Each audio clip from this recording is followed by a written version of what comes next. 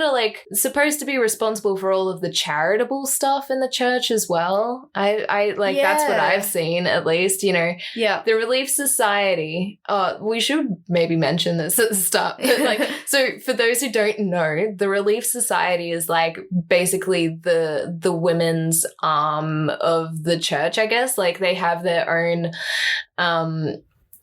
classes, I guess. So basically the way that church runs at the moment, well, I don't know. It used to be like a 3-hour. Can you tell we don't go to church anymore? Yeah. It's changed a little bit since COVID. I think you don't have to go as long anymore. But yeah.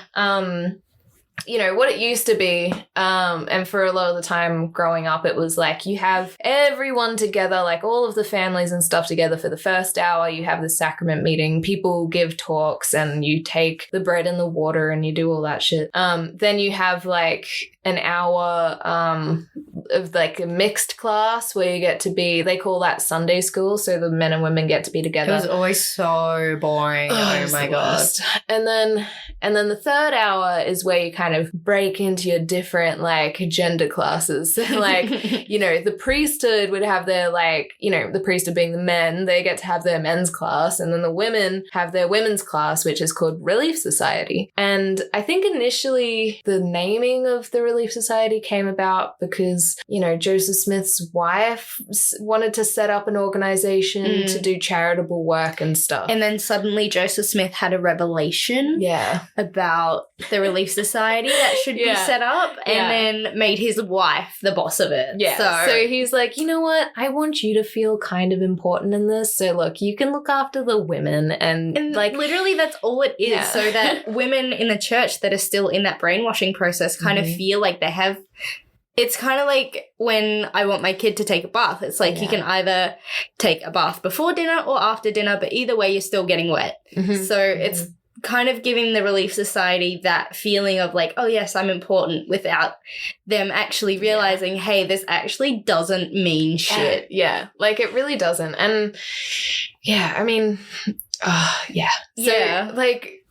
And before you get into Relief Society, so Relief Society is for like the adult sisters.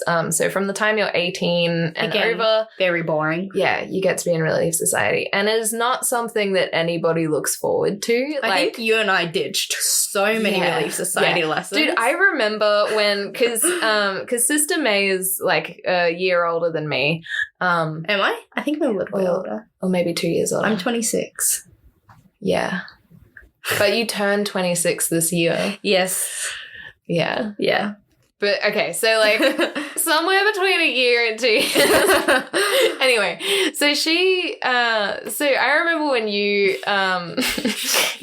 you were able to advance, like, into Relief Society, which means that, like, in that third hour, you would have to be sitting with all the old ladies. And I remember that you would, like, get out of that all the time to come and hang out in Young Women's, because I think you'd made some sort of arrangement where you were allowed to stay in Young Women's until the end of the year or something. I think so. Yeah. I don't remember the details of that, but I do remember talking to the bishop.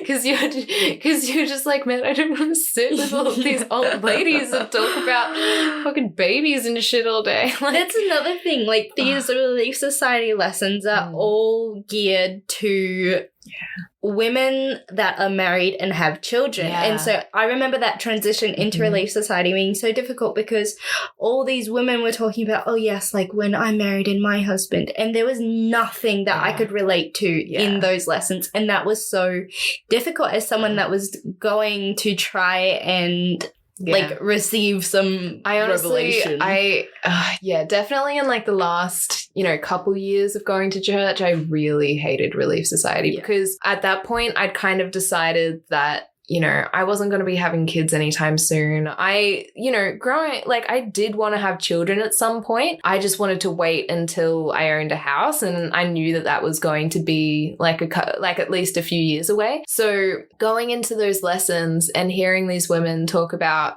like all of their children's stuff, and like I just couldn't relate. Like I remember there was a lesson once where this lady was asking, they were talking about the Sabbath day. So like, you know, the Sabbath day is Sunday, and in Mormonism, it's like this very special day, and you're supposed to, you know, it's the day you go to church, but you're also not supposed to have fun on that day or do anything. Yeah. So like the more extreme Mormons will like stay in their church clothes all day, and they will like, you know, read their scriptures and stuff, and like just not even allowed to play outside as children. Yeah, I fucking hated it.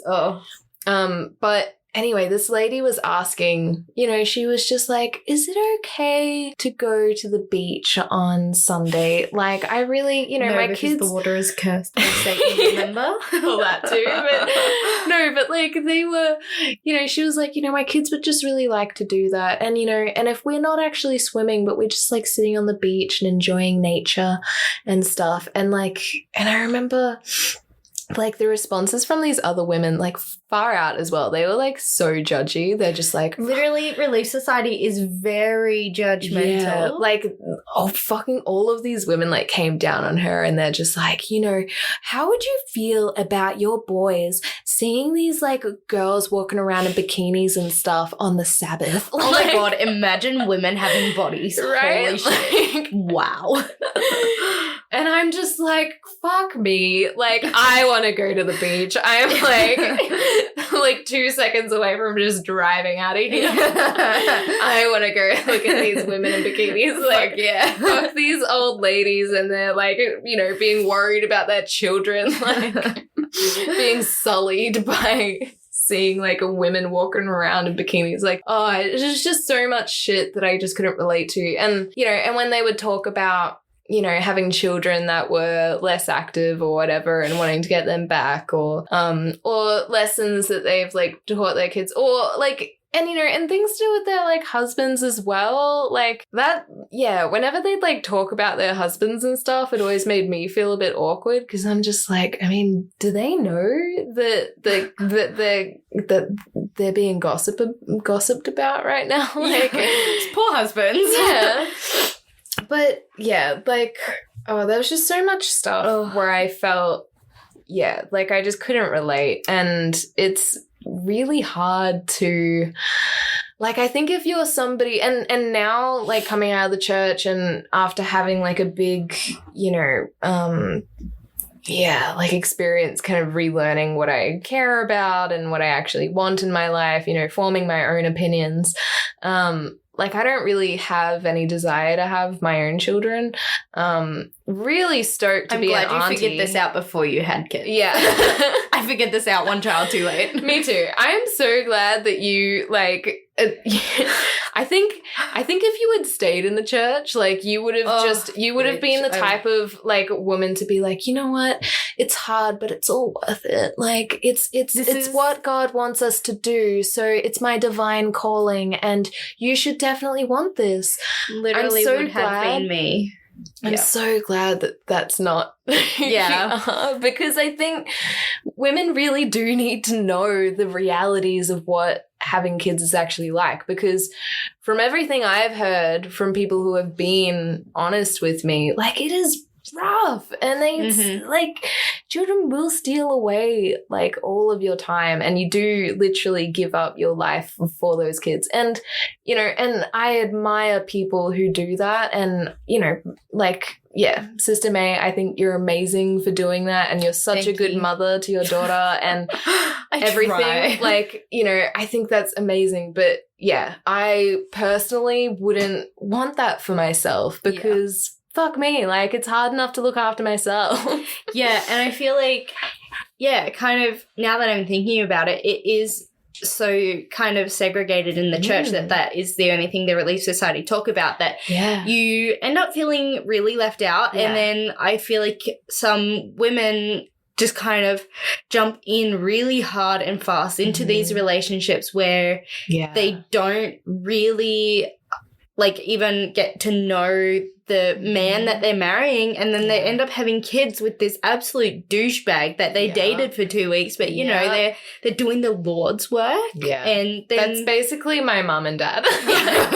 Like my mum also got married very young. She got married at 18, and her dream, I remember like the whole time growing up. So there's 4 kids in my family, but I remember like she really wanted to have 6.